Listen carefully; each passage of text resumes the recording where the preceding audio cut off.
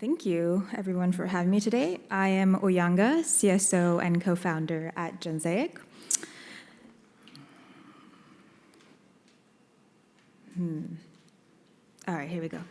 So Gensaic was founded out of MIT in 2021 with the three of us co-founders here. And we're very lucky to have with us an extremely experienced board, as well as a growing team of expert scientific advisory, some of whom are all up there on the slides right now.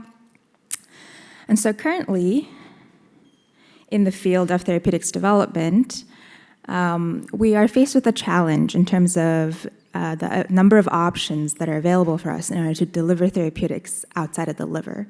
At Gensaic, we're very much interested in delivery of therapeutics beyond the liver and even at the subcellular scale.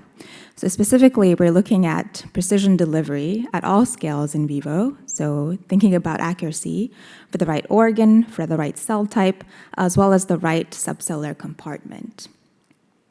And so to address such dimensional delivery, which is delivery across all of the in vivo dimensions or barriers, we at Gensaic build multifunctional. Okay, we're gonna have to imagine that there's a beautiful graphic, a video that's playing of our multifunctional protein that's being generated using generative AI, where we're scaffolding functional sequences that have the ability to direct our material to the right tissue or cell type, as well as facilitate the transport of our material to the right subcellular compartment so that the therapeutic payload can have the most effect at the final destination. And so the way we do this is by using our Forge discovery engine, which has three major pillars of activity. Here we have Forge Target, where we utilize unbiased barcoded protein libraries to discover sequences that have tissue and cell specificity.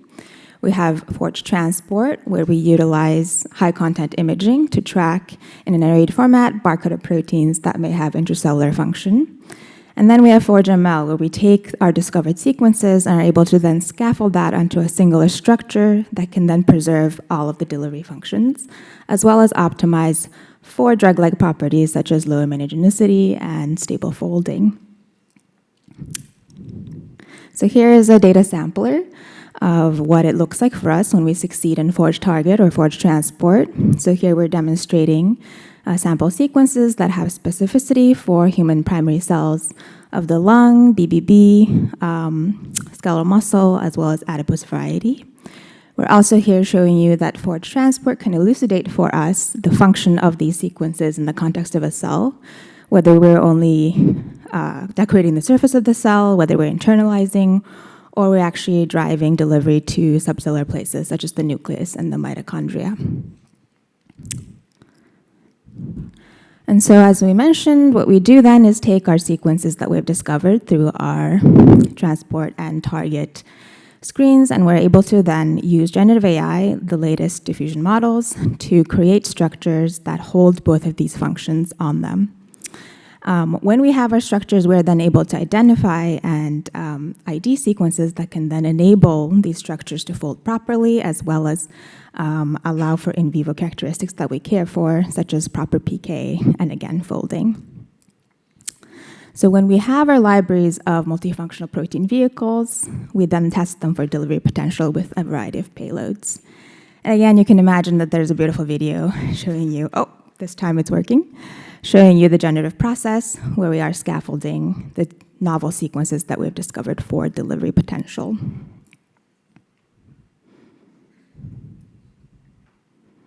Here we go, so you can see a few examples of what this process looks like. Ultimately, the winning sequences that we discover, as well as the multifunctional vehicles that we create, are payload agnostic and can transition forward with any therapeutic modality that would benefit from tissue to subcellular level specificity.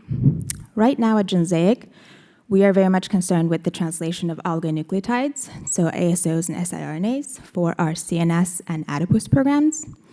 So very quickly, I just want to give you a sampler of what it looks like for us to conjugate our cell-internalizing adipose-specific peptide onto a standard ASO against the MALAT1 gene. And both in the in vitro and in vivo context, we can see that we get very adipose-specific enhancement in the knockdown of the target gene. And ultimately, even in the in vivo context, we can see that we drive very specific knockdown in the white adipose tissue over other target tissues, and even detarget clearance organs like the kidney. So right now, we're very excited about driving forward our adipose peptides for the enhancement of white adipose browning and enhanced energy expenditure, and this would be for the treatment of obesity and other metabolic diseases. We are very quickly following this with our first muscle and CNS oligoconjugates, and so if you are interested in discussing therapeutics developments in any of these areas, please do come find our table during the lunch exhibit. And of course, we're always excited about research collaborations for other target organs, as well as compartment-specific delivery, and then obviously optimization for alternate payloads. So thank you again for everyone's attention, and I'll pass the mic forward.